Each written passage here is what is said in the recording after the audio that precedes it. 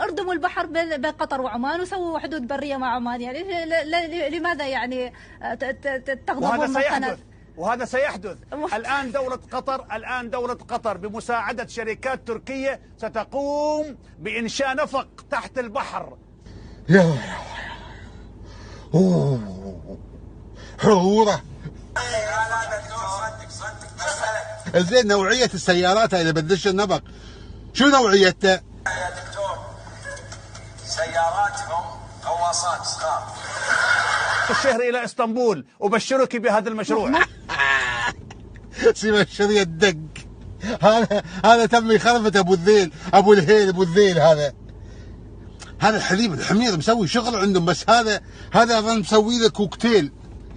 حليب الحمير هو حليب الكلاب. عليهم.